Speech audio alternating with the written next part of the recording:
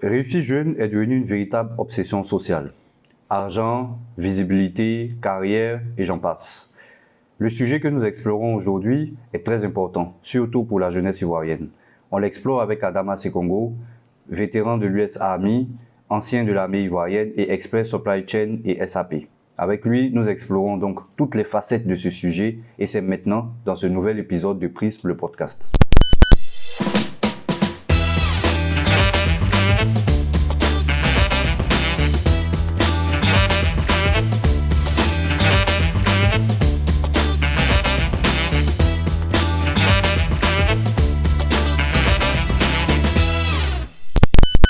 Bienvenue Sekongo dans Prisme ce podcast.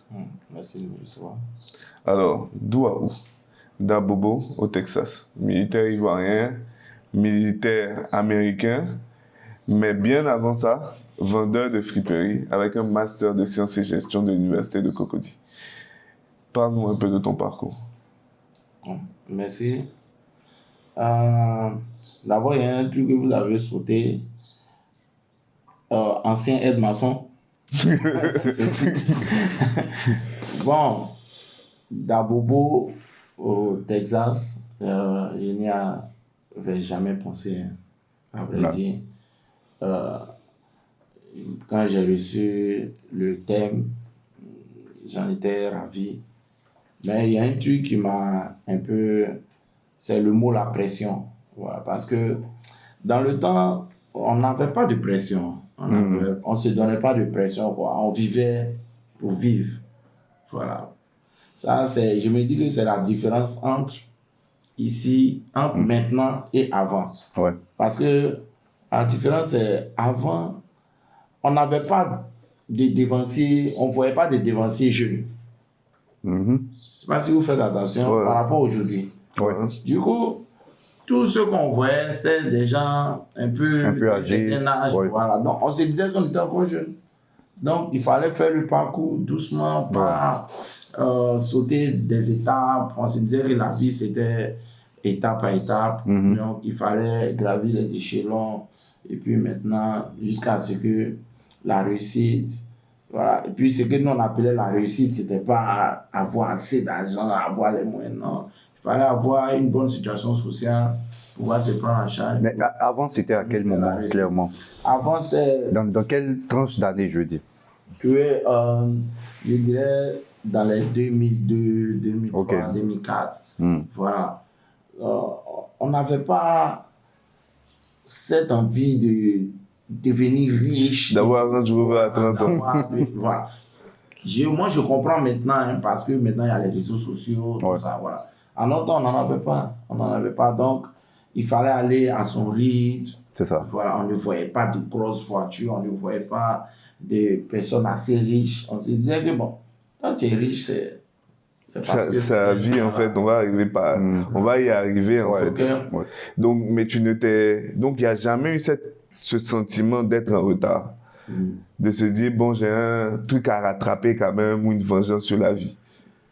Non, pas vraiment, mais me concernant, pas vraiment. Je me disais, moi, j'étais pour le fait qu'un homme doit se battre.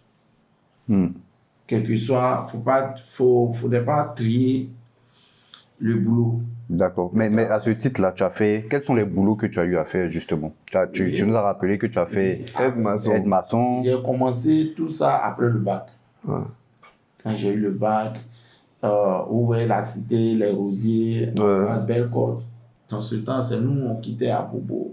On marchait d'Abobo. Parce que tu habitais à Abobo? Oui. Ok. Donc... On marchait chaque matin, on venait chercher du boulot, aide-maçon, rester avec, travailler jusqu'à peut-être 18h, retourner, revenir le lendemain. Voilà, on faisait ça sans problème. Sans arrière-pensée, on se disait que voilà, il ne fallait pas toujours compter sur les parents, il fallait pas... Parce qu'arrivé à un certain niveau, tu as le bac. Tu as le bac, la pression, tu dois avoir les moyens maintenant. Tu dois chercher, je veux dire que c'est le moment où tu pourras avoir une petite amie. Donc les parents ne vont pas te donner les moyens pour Ah, parce que maintenant, on a des petites amies un peu plus tôt aussi. Ah, on a une petite amie en seconde. Donc, maintenant, tu te dis que tu as le bac, forcé, tu seras tenté d'avoir une petite amie. C'est ça. Du coup, tu ne vas pas compter encore sur les parents, ou bien l'argent que les parents te donnent pour les études. Tu ne vas pas compter sur ça, bien sûr. Mais tu as continué ça jusqu'à l'université. J'ai fait de maçon jusqu'à la rentrée. À la rentrée de ma première année. Et à ma première année, j'ai changé. J'ai vu des amis qui partaient au black market à Djamé. Voilà, des dévanciers. On a demandé est-ce que vous pouvez nous aider à vendre. Non, nous là, on vendait maintenant pour eux. Ok. On vendait, on avait un groupe, on vendait pour rien de bon. Hein, on vous donne la journée 1000 francs. La journée. Et ça se passait comment? C'était vente, parce qu'il n'y avait pas de vente en ligne. Là, maintenant, aujourd'hui, il y a vente en ligne. Mais... Vendre, marcher et vendre. Ok. On marchait de 13 juillet jusqu'à la gare de Bassa, jusqu'à même au grand carrefour de Koumassi. Si tu es chanceux et que, parce qu'on débarquait, je dirais, à Bolloré, là. Ouais. Voilà, juste à l'entrée du 13 juillet. Et puis on commençait à vendre. On avait un petit groupe. On se dispersait, on commençait à... Si tu es chanceux et que ton stock finissait là, là, tu n'avais pas à marcher jusqu'à... Voilà. Mais on se fixait des objectifs, il faut qu'ils vendent tout aujourd'hui. Jusqu'à ce qu'après, à partir des licences, je vende pour mon propre compte. Ok. Mais à aucun moment, tu t'es... C'est-à-dire que quand tu te projetais, à aucun moment, tu t'es dit, bon, moi... Donc les gars, je fais ça temporairement pour avoir de l'argent, être à mon propre compte, demain, peut-être avoir ça, travailler ici. Et c'est-à-dire, à aucun moment tu te projetais dans une planification, soit dans la vente d'habits ou même dans le diplôme que tu étais en train de faire à l'université. Non, je ne me projetais pas dans la vente d'habits. Je me disais que c'était un tremplin. Voilà, c'était juste la chose qu'il fallait faire pour avoir quelque chose. C'est une autre étape. Voilà, pour pouvoir subvenir à ses besoins à l'université. Et puis, voilà, le truc que je faisais, je ne mélangeais pas les études et le commerce. Ça, j'ai compris ça un peu plus tôt parce que c'est l'erreur que les d'autres ont fait. Tu vois, chercher l'argent et aller à l'école, pour moi, ça ne va pas de pair. Ça ne va pas de pair parce que à un moment, tu as plus penché sur l'argent. Et tu vas commencer à négliger les études. Donc, ce que moi je faisais, pendant les vacances, je vendais. Et à la rentrée, je stoppais. Mais il n'y a pas des moments où tu te demandais est-ce que tout cet effort-là valait la peine? Et où tu te disais, mais mon cher, je suis en train de faire tout ça là, pourquoi en fait? Bon, pas vraiment, hein, pas vraiment. Je ne m'étais jamais dit ça. Je m'étais jamais... Parce qu'aujourd'hui, en vérité, il y a beaucoup de gens qui, bon, peut-être n'ont pas le choix aussi, abandonnent l'école pour avoir une activité qui leur permet de se prendre en charge. Et à ce moment-là, ils se disent, ben, c'est dans ça que je dois réussir. C'est là où peut-être la pression revient. Parce que si je ne réussis pas dans ça alors que j'ai laissé les études, ça devient compliqué pour moi. Donc, comment est-ce que toi, tu n'as pas eu forcément le même parcours, mais est-ce que tu ne te disais pas que même si c'était un tremplin, je dois réussir ce tremplin-là, tu ne te mettais pas une pression de réussir ce tremplin-là pour pouvoir arriver à une autre étape? Oui, bien sûr, il y a une certaine sorte de pression dans tout ce qu'on fait.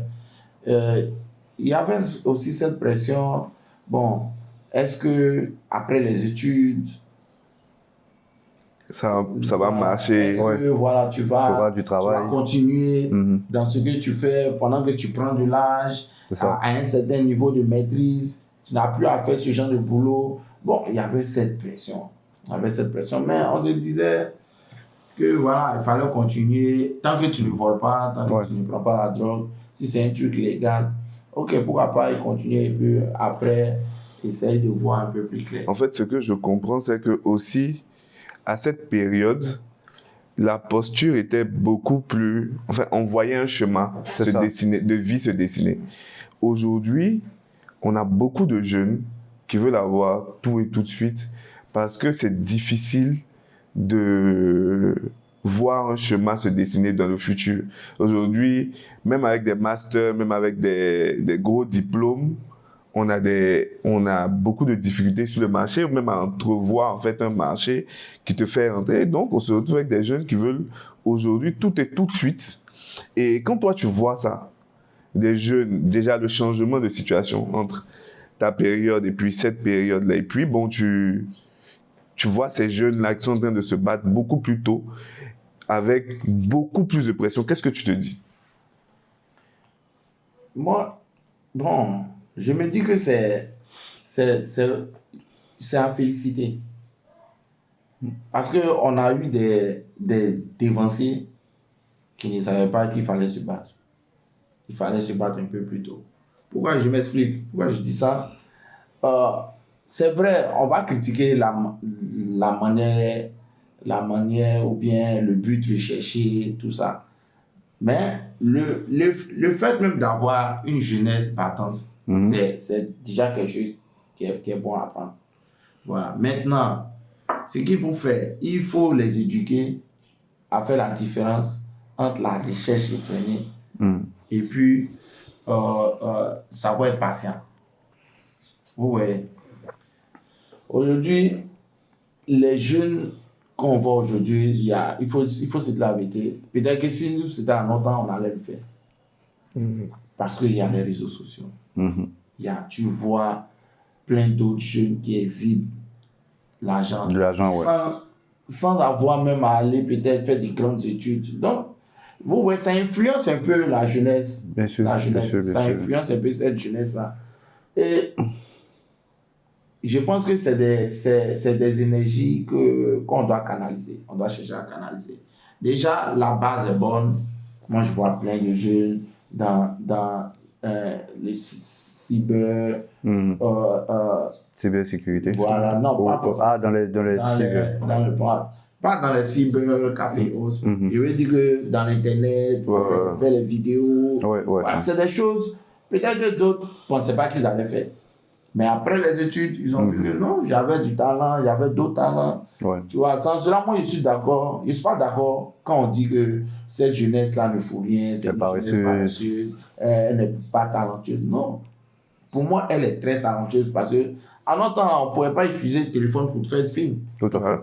Aujourd'hui, on a une jeunesse, peut-être qui n'a pas les niveaux qu'on avait avant, genre maîtrise et autres, mais qui a l'intelligence. Donc, c'est des énergies qu'il faut pouvoir canaliser. Il faut les orienter, éviter que les gars se donnent à la drogue. Parce que souvent aussi, c'est ça. Mais tu sais, en fait, quand tu parles de pression, il y a cette histoire où je connais quelqu'un qui m'a dit que son petit frère, qui est au lycée classique, a une petite amie, je pense qu'il était en première à ce moment-là, qui lui a demandé 100 000 pour les fêtes de Noël. Donc, tu vois, on parle quand même d'un élève à qui on demande 100 000 francs pour pouvoir fêter. Et ça, c'est un niveau de pression qui est important pour un enfant de cet âge-là, en fait. Mais après, ça dépend aussi de la valeur de 100 000. La valeur de 100 000 hier n'est plus la valeur de 100 000 aujourd'hui. Oui. Non, mais en même temps aussi, ça donne... Moi, par exemple, quand tu parles de pression, moi, j'ai commencé à avoir la pression quand j'étais avec ma femme actuelle. C'est ma femme. J'ai croisé, j'étais en licence. Et tu as rencontré ta femme ici? Oui. D'accord. On était à l'université ensemble. Et je donne l'exemple parce que... Avant que tu continues, moi, j'ai juste une petite question pour que ce soit beaucoup plus clair. Est-ce que le fait qu'il y ait des femmes dans l'équation rend les choses plus difficiles? Très. Ok. Très. Parce que, tu te dis quoi? Bon, c'est un boulot que tu fais. Tu ne veux pas que tout le monde sache. Ouais. Est-ce qu'une fille qui te voit en train de vendre dans les rues peut vouloir rester encore avec toi? Ouais. Tu vois? Donc, ça me fait penser à la leçon des Espoirs 2000. Tu vois, il y a cette pression. Tu ne veux pas aussi t'adonner à des facilités. Tu comprends? Mais tu as besoin de moyens pour faire face. Souvent, mais il advenait que moi, pendant que je vendais, j'étais en train de regarder. Je regarde autour de moi. Est-ce qu'elle n'est pas dans le coin? J'avais cette pression-là. Je te jure, je te jure. Ouais. Chaque fois que j'arrivais à Trèche ou bien dans un endroit, je regardais autour de moi. Ah non, je ne veux pas qu'elle me voie dans ça. Ouais. Et c'est quand je suis rentré à Zambako et je lui ai dit, voilà ce que je faisais dans le temps, voilà, je vendais. Elle ne croyait pas. Parce que je ne voulais pas qu'elle sache. Il me disait que si elle le savait, ça allait entraver notre la relation. Voilà. Parce qu'elle aussi, elle a un peu de fierté. Non, bien sûr. Moi, j'ai accepté de sortir un vendeur ambulant. Bon. Voilà. Mais tu avais une petite anecdote pour nous tout de suite. Oui. Tu disais que tu l'as rencontré en voilà, licence. Je l'ai rencontré c'est ce que je l'ai rencontré en licence. Ça m'a donné une certaine pression que, voilà. Il me disait que, bon, attends, tu es avec une fille, là maintenant, tu dois commencer à avoir les moyens, tu dois, voilà, pour faire face à ses besoins, au cas où elle t'en demandait. Donc, tout ça, c'était une pression. Et puis, il ne fallait pas qu'elle sache que tu fais ce genre de boulot, tout ça, voilà. Donc, moi, je me dis que les femmes, la présence des femmes dans la vie des jeunes aujourd'hui, ça donne beaucoup de pression à ces jeunes. Ouais. Aujourd'hui même, il y a d'autres qui sont obligés d'aller se droguer parce qu'ils n'arrivent pas à gérer ces pressions. C'est ça, donc ils s'évadent un peu. Quoi. En fait, même, moi je pense que la pression des femmes peut être une pression bénéfique. Parce que pour moi, un homme, il se suffit. Hein. Oui. C'est-à-dire qu'aujourd'hui, un homme, il peut végéter pendant longtemps, tant qu'il peut manger un petit truc et tout. Mais à la minute où tu commences à avoir une femme dans l'équation, tu te rends compte que tu peux manger gaba matin, le soir, tu te rends compte que tu dois l'inviter, tu te rends compte que... Donc tu commences... Et le fait que justement peut-être les jeunes commencent à sortir plus tôt, donc à avoir des chéris beaucoup plus tôt, ça leur met une pression d'adulte, si je dois dire ça comme ça, beaucoup plus tôt que nous. Les générations passées. Que les générations passées. Mais j'ai une question aussi, peut-être c'est par rapport à des échecs. Est-ce qu'à un moment, il y a eu un truc qui t'a cogné et puis tu t'es dit, mais mon cher, je suis dans quoi? Ça arrive. Il y a des moments où tu payes tout ton investissement. Il y a des moments où tu sors, rien ne marche. Il y a des moments où tu payes de l'argent. Tu payes de l'argent, à vrai dire. Bon, comme il te disait dès le départ, ce n'est pas des choses qu'on faisait pour être riche. On faisait ça juste pour avoir le minimum sur nous, au cas où ta petite amie te demande des trucs. Pour revenir sur ce que tu dis, il y a des moments aussi où ta chérie a sûrement besoin de quelque chose que tu ne peux pas acheter parce que tu n'as pas les moyens suffisants pour ça. Est-ce que ce genre de moment-là, comment tu gérais ça? Ou bien tu n'as jamais eu à... Moi, à vrai dire, j'ai jamais eu ce genre de problème. D'accord. Parce que moi, ma petite amie, vraiment, elle avait les moyens, elle ne me demandait rien. D'accord. Au contraire, c'est elle qui me... Quand j'avais les petits problèmes... C'est elle qui avançait, d'accord. Voilà. Mais le truc, c'était aussi les études. Tu vois, comme je disais dès le départ, moi, je faisais la différence, la part des choses, entre les études et comme la recherche de l'argent. Tu comprends? Mais il y avait des moments où, parce que, comme on appelle la rentrée, c'est de janvier jusqu'à juillet, voire août, tu vois. Donc, imagine tout ce temps. Est-ce que tu as assez de réserves pour tenir? Voilà. Donc, il y avait une pression. Tu te dis, bon, est-ce que je ne vais pas aller travailler un peu? Est-ce que je ne vais pas aller... Non. Il y avait la pression des études, la pression... Nous, on avait plus la pression de la réussite. Que la réussite au niveau de l'éducation. Que de la réussite, chercher l'argent. Parce que bon, je comprends, hein, dans le temps, les choses n'étaient pas si chères. Voilà, et puis on ne te demandait pas grand-chose. Voilà. Avec l'anecdote de 100 000. Ouais. On ne demandait pas... Attends, c'est quelle fille qui allait te demander 100 000 francs?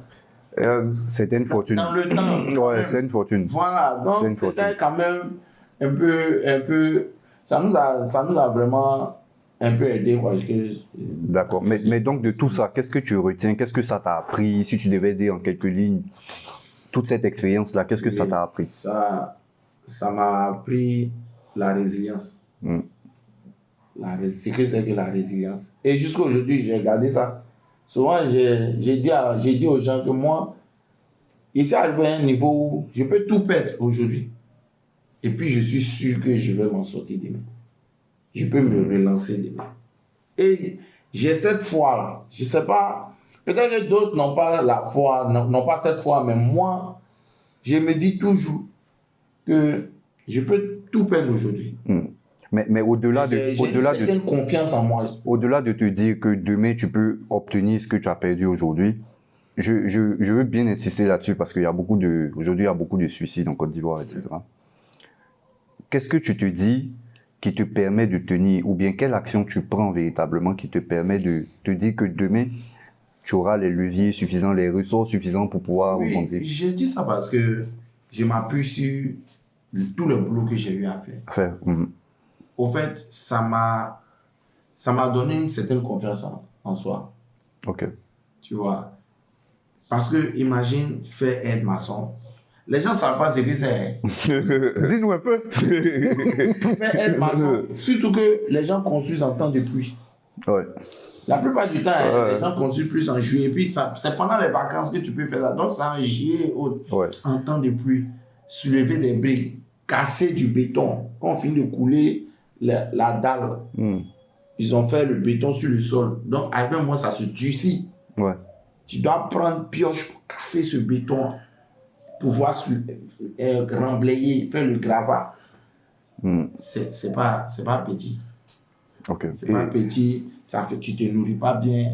Parce que là, tu cherches à avoir la force physique. Donc, tu cherches pas à manger la protéine ou bien quoi, tu cherches à manger du loup, aller travailler.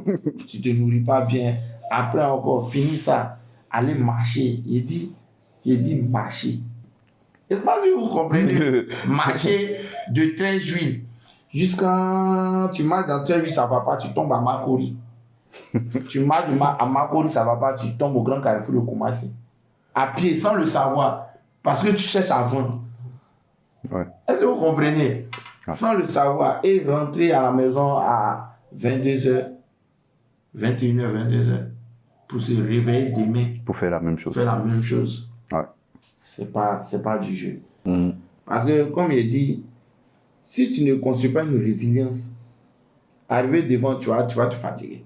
Et souvent, quand il y aura des obstacles, des échecs, tu vas abandonner. Ouais. Tu vois. Mais réussir à te forger une résilience qui va faire de toi quelqu'un de assez fort, assez dur pour pouvoir tenir malgré les obstacles. Parce que les obstacles, il y en aura. Bien sûr. Il y en aura. Mais la force de l'homme, c'est de pouvoir rester fixé sur ses objectifs malgré les obstacles. D'accord. Moi, je vais explorer une autre partie. Tu as dit beaucoup de choses. Tu as parlé aussi du fait que tu as été militaire, mais dans ton parcours au début, on a vu que tu as fait supply chain, maintenant SAP. Yeah. Donc, tu as exploré beaucoup de choses. Est-ce que ça aussi, c'est pas un levier qui permet à un jeune de finalement réussir? Parce que quand tu ouvres beaucoup de chemins, tu as beaucoup plus de chances peut-être d'arriver à l'objectif. Oui, c'est dit aux jeunes de ne pas se... On voit plein de jeunes, quand ils sont quelque part, ils ne veulent pas explorer la chose en profondeur. Ouais. Voilà. Moi, la différence avec l'armée ici, c'est que aux États-Unis, quand tu rentres dans l'armée, tu as un boulot. C'est-à-dire? Je veux dire... Tu fais autre chose que l'armée. L'armée même, c'est comme un État. Ok. Tu vois. Et chaque personne a un boulot dans l'armée, a un travail à faire. D'accord, ok. Donc, voilà. Tu ne sais pas qu'à prendre les armes ou à... Okay. Les armes, c'est la base. D'accord. On se dit que les armes, c'est la base. Mais en temps de paix, qu'est-ce que tu fais en temps de paix? Parce qu'en temps de guerre, tous deviennent des combattants. Oui. Tous devenons des combattants. Mais en temps de guerre, en temps de paix, qu'est-ce que tu fais? Parce que l'armée a des charges, a des comment on appelle même, a des jury qu'il faut évacuer, a des tâches qu'il faut évacuer. Mais si tu ne fais pas, tu n'évacues pas ces tâches-là, l'armée ne vit pas. Okay. Donc, chaque militaire a un boulot. Moi, j'étais supply logistique, spécialiste, supply spécialiste. Voilà, unit supply. Ça, c'est le boulot qu'il y avait eu dans l'armée. Okay. Mais quelqu'un qui fait le supply spécialiste, qui est supply spécialiste, Du coup, il est logisticien. Ouais. Dans la vie civile, il y a des logiciels qu'on utilise pour comment on appelle la même là, pour opérer les trucs, les tâches, le travail. Donc, qu'est-ce qu'il fallait faire? Nous, l'armée avait un logiciel, son logiciel spécial, personnel, qui s'utilisait pour le boulot, pour les tâches.